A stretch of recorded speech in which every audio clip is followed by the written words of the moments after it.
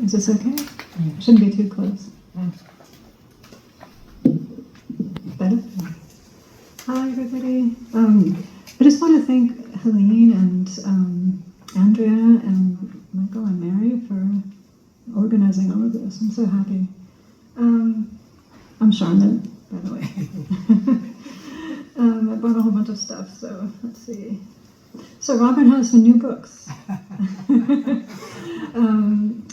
Listening Through, published by Mandell. The publisher is sitting right over there. His name is Rainer Hanscha. This is Robert's poems that he wrote while listening to piano concertos by Mozart, but they're not about the concertos. They're what came to mind as he was listening. So listening through. And then he has another music-related one called The Symphonies, which is just out now, Wet Cement Press. And it also comes in large print. Robert has glaucoma and can't really read anymore, so this is really neat because it's got this amazing large print. The symphonies are poems that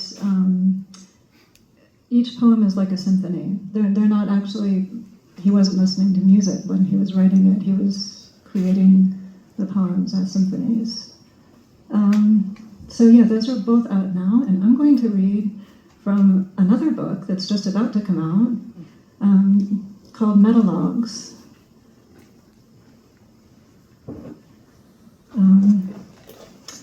So Metalogues is going to be from Station Hill Press. I'm going to read the last poem, which is going to be, there's two sections. There's Metalogues, and then there's something called Messages from Nowhere. So this is the last poem from Messages from Nowhere. It's called The Alchemist Again. Robert, in 1960, I think, wrote The Alchemist to Mercury, and he said that was the first time that he felt like he was a poet when he wrote that. And he said he cried when he wrote that. So I thought it was fitting. I actually chose the poems that would end Metalogues, and I thought it was good to end with this one. The Alchemist Again. 1. Walks in his paper garden thinking oil. Oil of roses, oil of root. What root? Whose? They never tell, but thinking is careful, more precise even than the thinker knows. But the alchemist thinks he does. His cat whispers to him at night when man and beast both think they're sleeping. 2. But now his thinking is walking him along, gravel path speaking at each step, more info to deal with, messages from nowhere disguised as here. He thinks he too is a stranger here, all the more reason to keep walking. 3. Or driving. He owns a car, an old Saab an uncle left him, still runs, gets into town and back. Not that he goes there often, no need, simple diet, only sometimes needs the sight of other people, those strange alien creatures, the world he left long ago, the hits of women, old men in baseball caps. 4. But now he's walking, not even Kat. He's afraid to let her out too much. Alchemy is full of fear. Just keep walking. There's a stone bench waiting in warm sunlight. Settle down. Sin light, he thinks, and smiles. 5.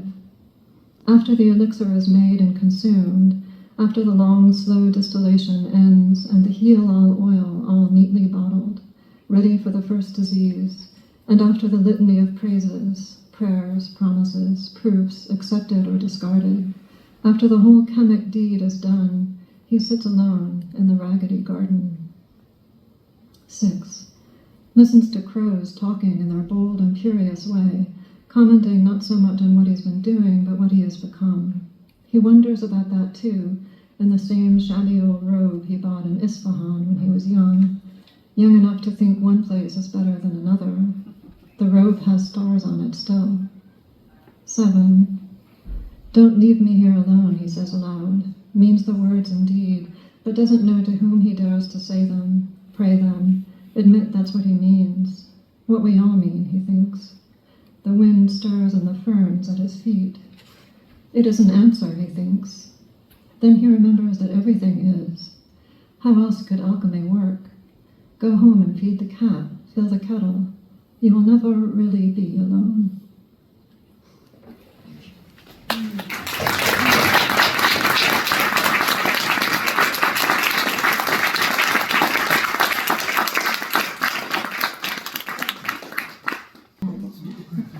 But I think Robert's going to say something. I think the toast. Do you want Robert to speak first? No,